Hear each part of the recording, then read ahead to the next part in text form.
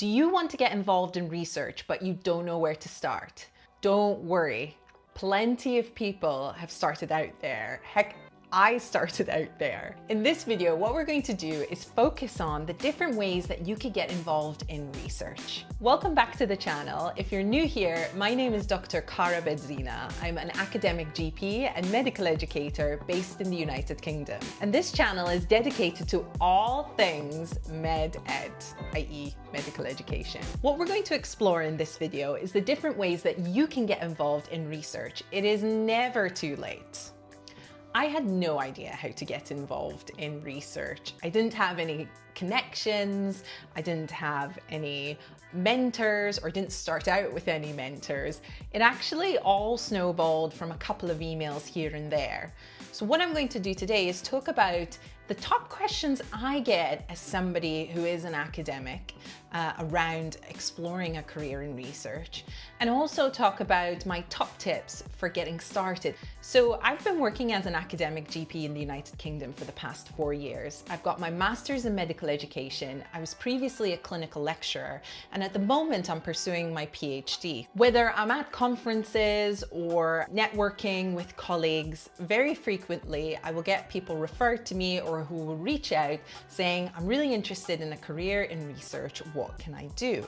The thing people mostly find difficult, specifically those who are used to training programs like we have in medicine, is the fact that there isn't a clear linear pathway.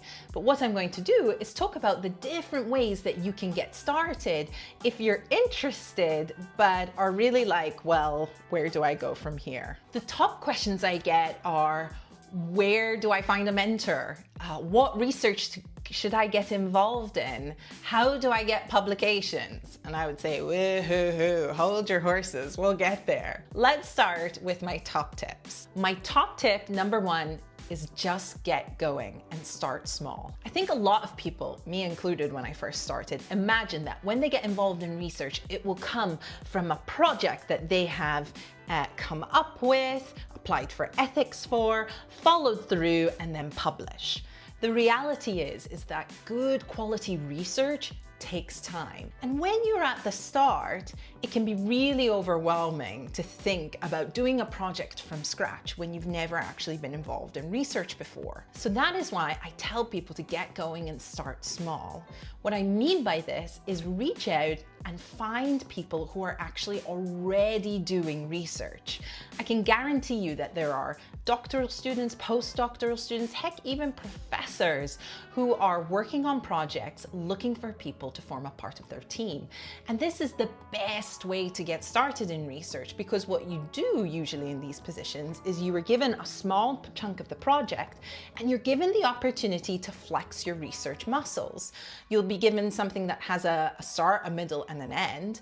But as part of the team, you'll get to observe the research process. So things that students can get involved early on are things like literature reviews, so systematic reviews or scoping reviews, or maybe they'll be involved in some data analysis, maybe qualitative or quantitative. The point here is that you don't want to wait for the perfect project to get started. You really just need to start and get experience. And that comes to my second tip, which is that you have to be proactive. There's lots of stuff going on at once, and this is true, but often it is not advertised. And the thing people really find difficult when they come to me for advice and I tell them, well, these are the options you have, this is what they can do, they kind of go, nah, that's not for me. And well, what I want to say is that when it comes to these opportunities, more often than not, they're not handed to you. You have to go and seek them out. So be proactive.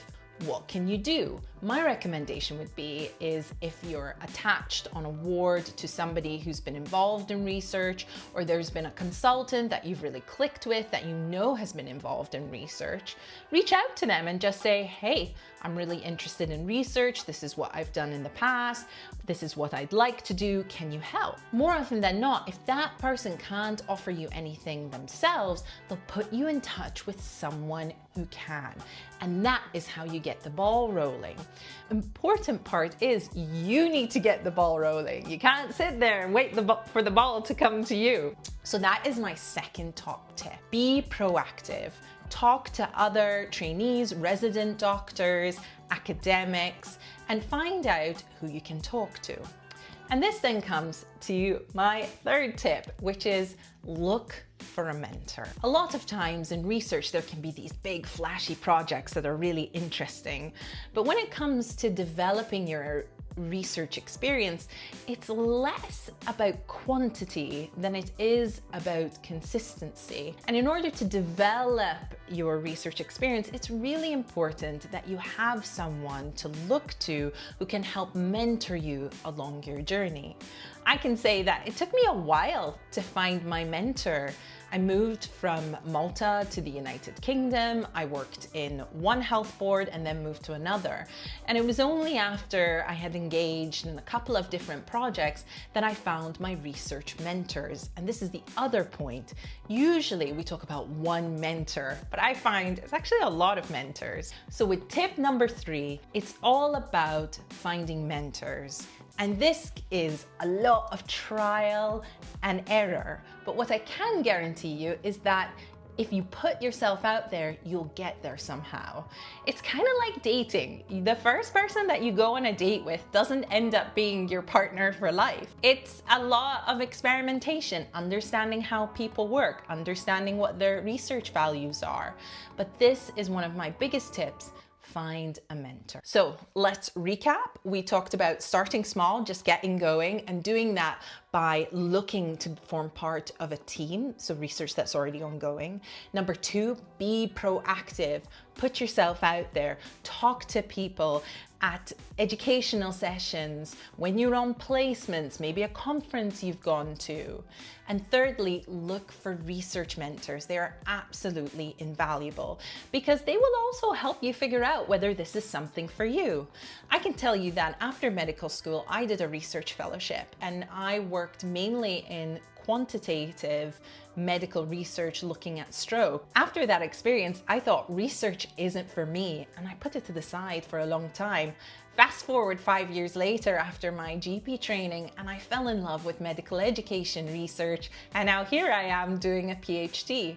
So that's my 4th tip, which is make sure that you look to get involved in stuff that actually means something to you. If you aren't interested in the subject matter or specialty, the research can feel like a proper slog. Now, don't get me wrong, there'll be people out there, CV buffers in particular, who are trying to be competitive in specialties, and there's nothing wrong with that, who will do the research no matter how boring or difficult they find it. But what I've found in my experience and how I've ended up where I've ended up is I've had a real passion for my subject matter. I've also hated it at times, but most of the time I've had a real passion for it. And finally, if you find that research is something that you're interested in, think about ways that you can actually develop your research skills. Take an intercalated degree, consider a master's later on.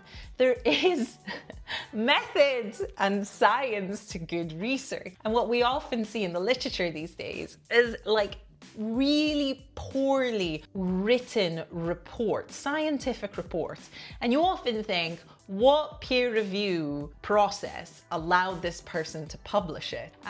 We'll talk about the publishing issues later on, but I think it's really important to educate yourself on research methods. And the thing about 2025 is that you don't have any excuses because there are excellent tutorials on YouTube to get you started. Finally, what I want to do is encourage you that it is never too late to get involved in research. Trust me. I had no plans of being an academic GP. All I wanted to do was get through my training. I did my GP training and that was what I focused on. I was involved in a lot of medical education and I started being involved in more teaching. But what I found was I was really interested in why we teach and how we teach, and more specifically, how we could improve that. And that natural process led me to taking an interest in research. I pursued a master's degree in medical education and loved it. And here I am pursuing my PhD and talking to you on YouTube in my spare time, out of hours, who knew?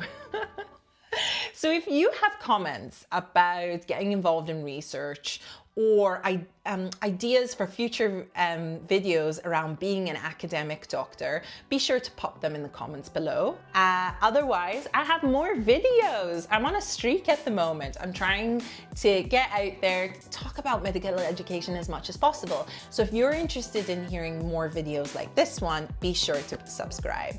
Otherwise, I will see you later. Ciao for now, and where's Mr. H? Hudson! I haven't had him in the video for a while, so I'm gonna bring him in. Give me a second. Oh, there he is! Hello! Where's my teaching assistant? Where's my teaching assistant? Hello!